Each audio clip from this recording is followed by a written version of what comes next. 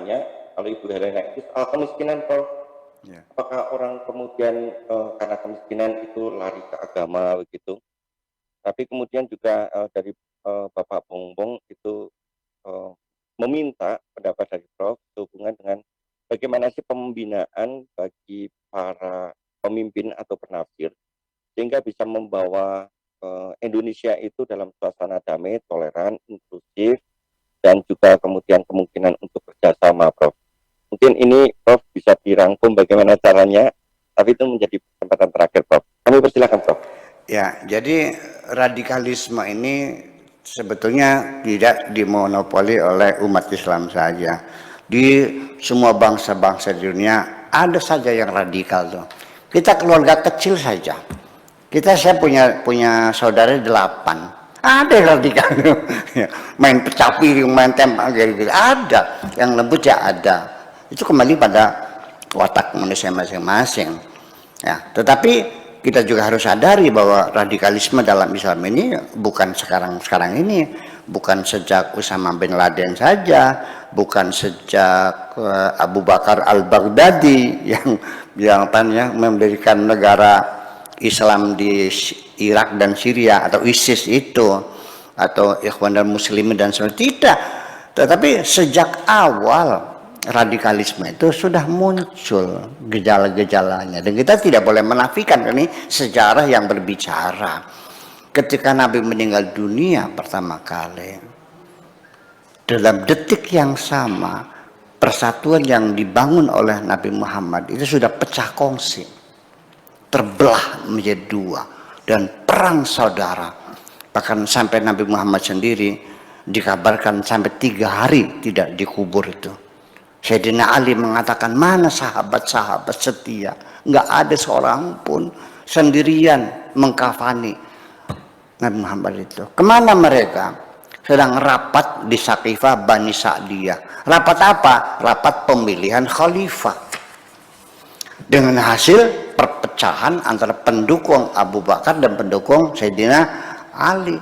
Dan perpecahan pendukung antara Abu Bakar dan Sayyidina itu sampai sekarang berkepanjangan, dirawat sampai sekarang antara Syiah dengan ahli Sunni, sampai sekarang saling bunuh-membunuh. Ini kan menjadi hal yang lucu.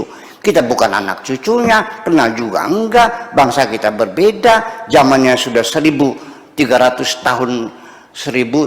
tahun yang lalu, kok kenapa harus dirawat?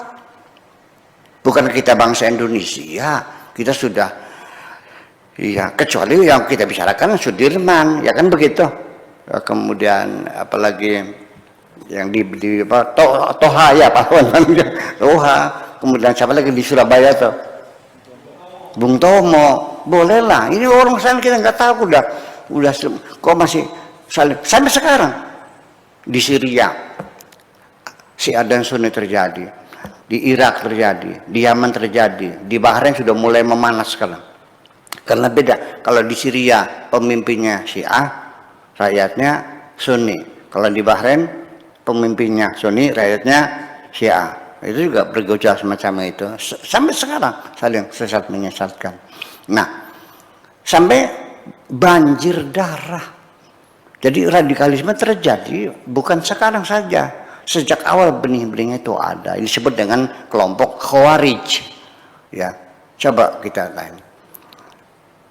Apa yang perlu kita banggakan? Nah, Abu Bakar khalifah pertama mati diracun. Sayyidina Umar khalifah kedua mati ditusuk. Ketiga Khalifah Utsman mati dibacok. Keempat Sayyidina Ali khalifah keempat mati dibantai. Istrinya mati diinjak-injak. Anaknya Husain mati disembelih, dipotong lehernya. Sampai semacam itu. Ini kita jangan mengatakan Islam seperti itu. Tidak. Itu adalah perilaku seseorang, itu oknum namanya juga, orang Arab. Ya, orang Arab sendiri dalam Al-Quran dikatakan al-Arabu asyadu kufra wa nifaqa. Orang Arab itu sangat kufur dan sangat munafik. Ini yang bilang Al-Quran, bukan saya ya. Nah, gitu. Jadi ternyata akhirnya di akhir zaman ini mayoritas umat Islam berkumpul di di Indonesia, jangan-jangan Nabi Muhammad lahir di Mekah itu hanya numpang lewat aja untuk orang Indonesia barangkali ujung-ujungnya. Dan ternyata kita ini Islam kita lebih lebih harmonis, lebih damai, tidak terjadi pertumpahan darah, tidak ada saling bunuh membunuh, malah tersebarnya Islam di sini tanpa setetes darah pun.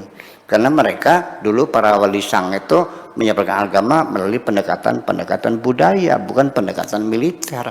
Dan kita sendiri orang-orang Islam Indonesia ini orang-orang moderat semuanya kok.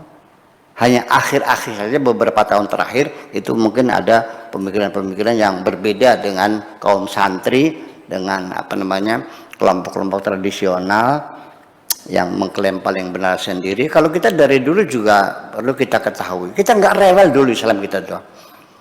Yuk kita lihat dulu para kiai, para sesepuh di usia saya waktu kecil dulu, istri kiai itu pakainya kebaya, betul nggak? Bawahnya pakai tapi sinjang. Kebayanya itu dari brokat, warnanya putih, dan juga tidak pakai furing, belum ada furing waktu itu. BH-nya merah. Kudung juga asal nampas itu saja, tidak jilbab, kudung biasa. Betul nggak? Brokatnya bener brokat, warna putih tanpa furing, BH-nya merah, kelihatan nggak? Apa ada reaksi? Nggak ada kok. Ya sudah, kita sepakat itu pakaian kebesaran istri seorang kiai. Ya sudah, itulah kearifan lokal kita, itulah budaya lokal kita, kita hormati. Udah, itu tidak ada masalah. Sejak kapan itu dimasalahkan? Kapan di Indonesia ribut orang pakai jilbab? Itu kan setelah revolusi Iran menang, setelah Khomeini, itu baru muncul masalah-masalah jilbab. Dulu kan enggak semacam itu. Jadi artinya daripada kita nanti menunggu kondisi yang nanti tidak bisa kita atasi, lebih baik yuk kita bersama-sama para intelektual Indonesia ini mengkondisikan sekarang supaya nanti bisa kita selesai.